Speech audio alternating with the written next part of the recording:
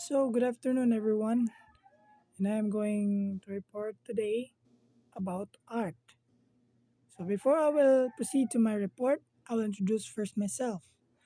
My name is Ryan Lyon. I'm from BS Criminology, Night A.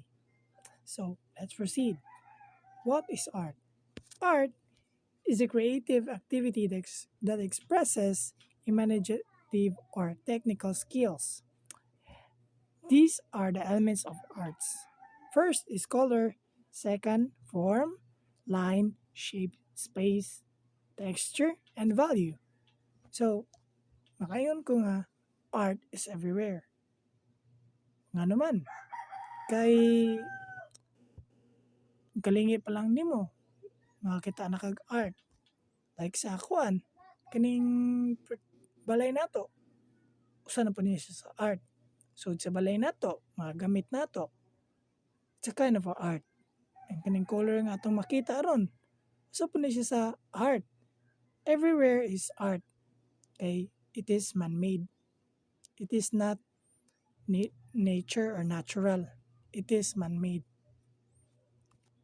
So, Paleolithic Age of Men. So what is Paleolithic Age of Men? The Paleolithic is an ancient cultural stage of human technological development characterized by the creation and use of basic stone tools. So mao gini ang first nga kuan sa tao. First nga gikanan sa tao. Kaning Paleolithic Age. Ang gamit pa na to ani mga bato. So makita niyo diha mga bahag pa na, mga panit pa na sa hayop. Sa pasad, ang ilang pamagis lang art kay kanang pagpaint sa bato.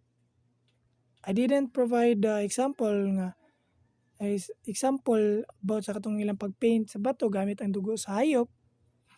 But as what you can see in the photo here is the man which is nagpaint siya gamit ang kuan charcoal baron or dugo sa hayop. So ningana pa ilang pamagi silang art para kuan nila every hunt nila. Murag history gali na sila murag story about sa ilahang pag-hunt. Mga ningana ilahang ways of kuan silang art. So the second one is Neolithic era. Neolithic is also called New Stone Age, final stage of cultural evolution or technical development among prehistoric humans. It was characterized by stone tools shaped by polishing or grinding, dependence on domesticated plants, animals, settlements, and permanent villages, and the appearance such as craft as pottery and weaving. So diri na gid na kuan na improve ang ilang kuan or na develop pa gid ang ilang kuan mga skills through artwork. So diri nga kuan napun-an ang ilang kuan. Kamao na sila motukod og balay, kamao na sila manahi, kamao na sila mag-craft, kamao na po sila mananom ug uban pa. So sa Neolithic era diri na gid nagka-improve ang ilang kuan ways of living and also their art. Bronze Age, the third stage of material culture development among the ancient people of Europe, Asia, and the Near East. Following the Bronze Age, Paleolithic, and Neolithic era. The term also refers to the first period in which metal was used. The dates on which old age began varied from region to region. So sa kaning Bronze Age daw kay diri na takwan sa next generation kay diri na ta na gamit og kanang mga metals which is pag-enchant o kanang mga metal like maghimo pa ta og espada, ang kanang kuan na to imo na to shield or armor para sa mga panangga sa mga kalaban, or himuon baron siya mga tools or utensils ug uban pa. So hieroglyphics, what is hieroglyphics? Hieroglyphics means sacred carvings. The Egyptians first used hieroglyphics exclusively for encryption, carved or painted on the temple walls. Some of the characteristics of writing system are hieroglyphics were written from top to bottom in long lines from right to left and without spaces and punctuation. So, mo nilang basihan sa una. Mo nilang basihan sa una silang time. Silang time, silang panahon, silang kuan, silang pamagi silang pagsuwat. Ila pang gi-carve na siya yung mga deep meaning anang lang mga symbols nga makita ninyo diya sa kanang bato nga gi-compile. So na usap na siya sa kuan historic history nga pinaka-importante sad nga kuan ampingan. So Age of Idealism, the art of ancient Greeks and Romans and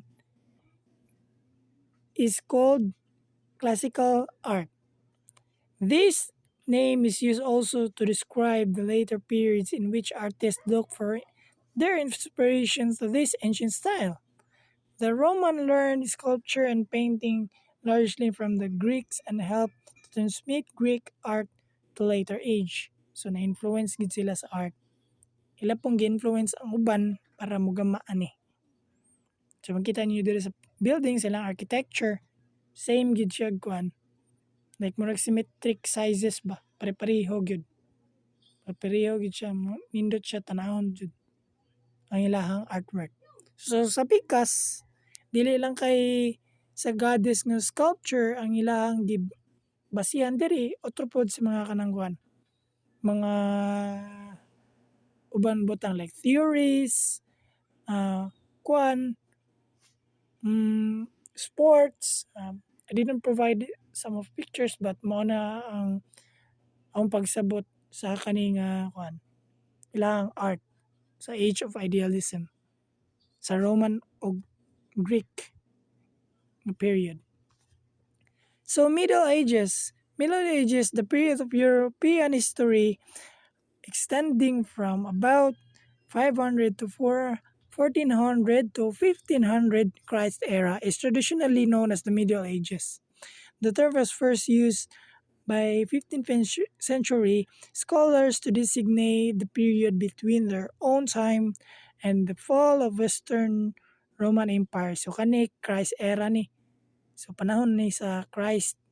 So makita gid ninyo ang nindot sa ilang artwork through religious belief.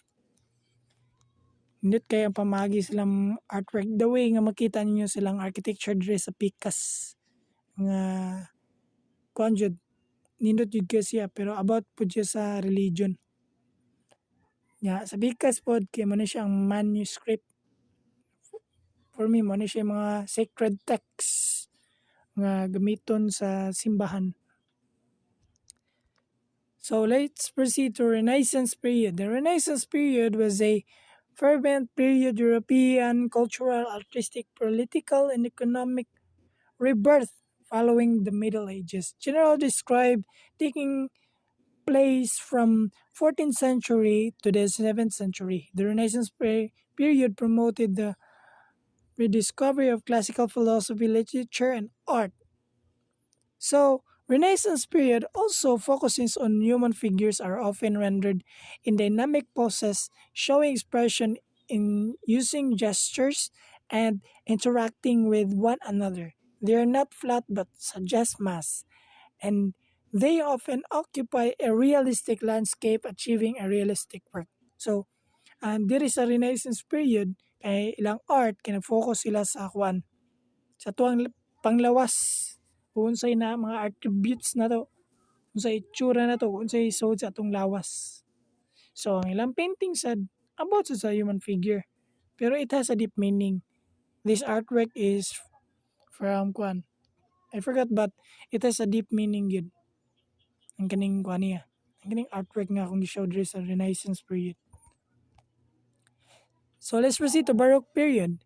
Baroque period is an era in The arts originated in Italy in the 17th century and flourished elsewhere well into the 18th century. It embraces painting, sculpture, and architecture, decorative arts, and music. So these are the characteristics of Baroque art. There's emotion, space, time, dramatic use of light, and passionate theoretically. So, kaning kuan dire, show nga painting about sa Baroque period, nilit kay lang artwork it shows kuan motion na mura jud kuan chaos ang nasa picture o guban pa like murag dramatic gid kayo siya ba. Mati you can easily describe their painting were being showed here. So let's proceed to neoclassical. Neoclassical art, also called neoclassicism and classicism, a widespread and influential movement in painting and the other visual arts that began in the 1760s, reached its height in the 70s and 90s, and lasted until the 1814 and 50s. Writers neoclassical period tried to imitate the style of Romans and Greeks. Thus, a combination of terms neo, which means new, and classical is in the day of Roman Greek classical that was also the Enlightenment, which emphasized logic and reason. So kaning neoclassical era nagkuha sad na sila idea sa kuano sa Greeks or sa Roman period. The way sa ilang kuan, sa ilang painting makita gid nimo ang mga body, human figures dia.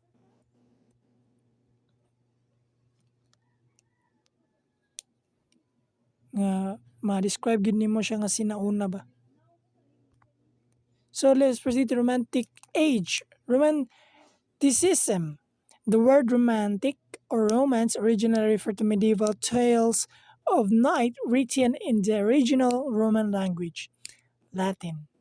These tales often included love stories between a knight and his lady, resulting in the modern meaning of romance.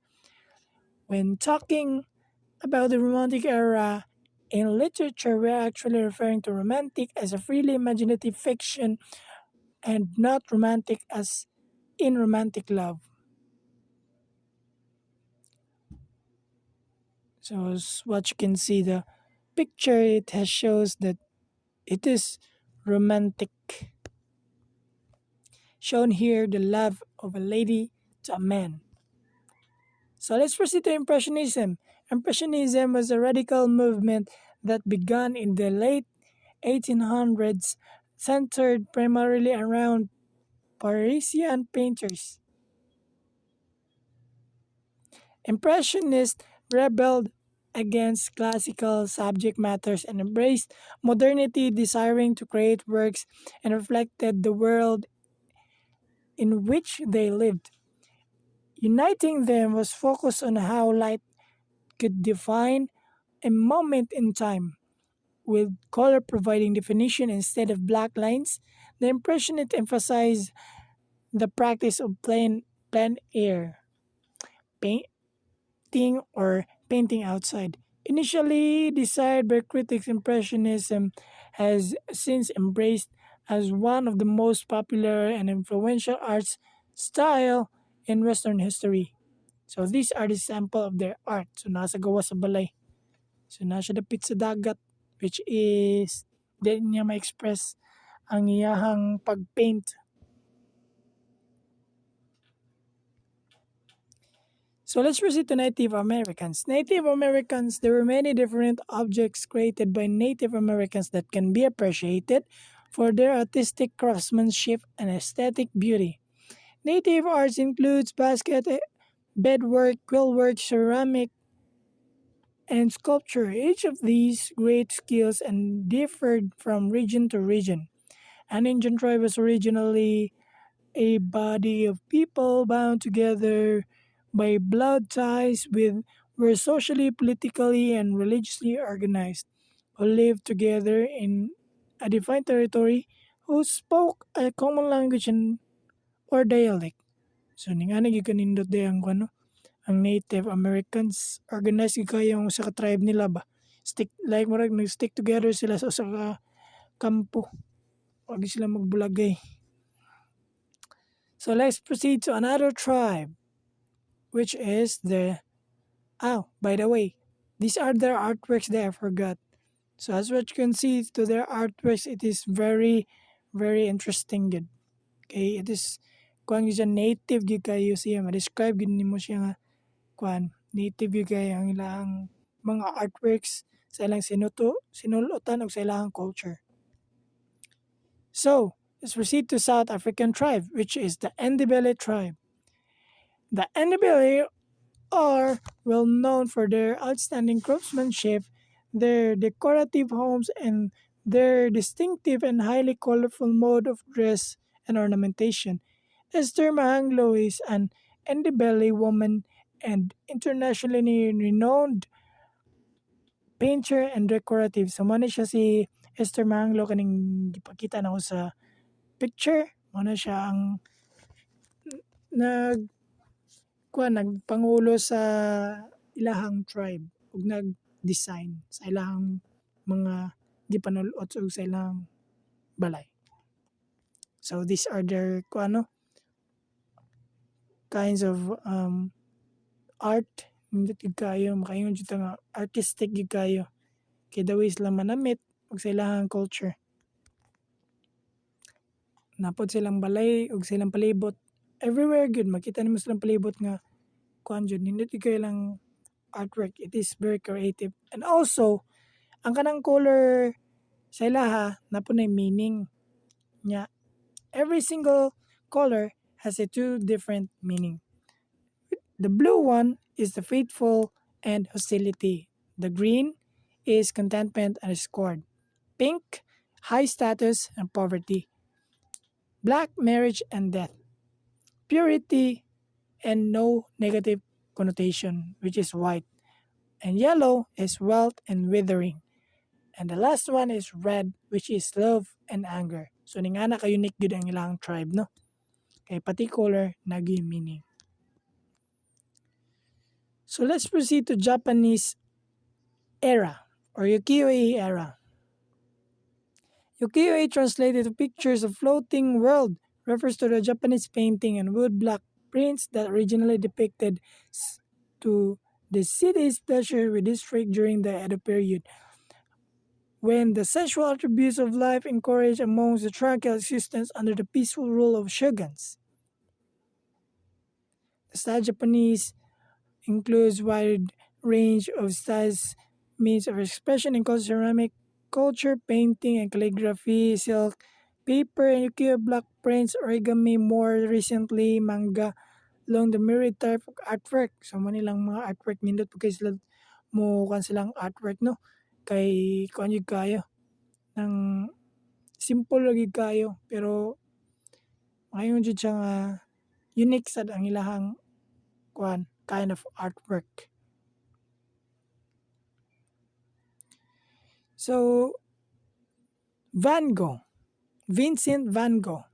Van Gogh is the one Dutch impressionist painter to express the influence of Japanese art on his work. Japanese art, especially Japanese woodcuts, became great influence on Vincent van Gogh. So, na-influence pa siya sa artwork sa mga Japanese. So, many examples sa iyahang artwork kaning nasa right side.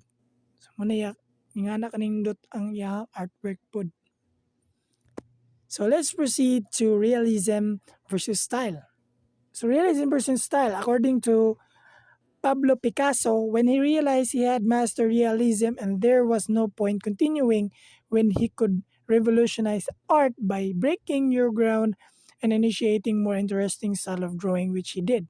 So kani si Pablo Picasso, kay grabe yun siya ka kuan jud creative. He was gifted good when it comes to art. And para sa iya in order to to enhance his skills, dili na siya mag-focus sa realism. mo kuan po siya kuan mo break through siya other kinds of style para ma-improve pagyud ang iyahang kuan skills sa painting. So many examples siyang artwork. So the first one is the kuan niya realism. So kuan na partida di pag na siya kabaw mo drawing, but through painting it is very realistic gyud, makaingon ko nga realistic gyud kayo kay painting ra na siya, di na siya drawing. So ning ana ka creative si kuan nya ni break in siya lain nga style sa pagpaint, makita niyo diri sa right side mo ni ang mga artwork sad kanindot pod kaayo. So ning ana ka kuan ning ana ka creative si Pablo Picasso. So maoro to siya. And I will leave a quote, "Creativity takes courage" by Henry Matisse. So, diri ra kutob atong report. Salamat sa pagpaminaw. Ako day si Ren Layan.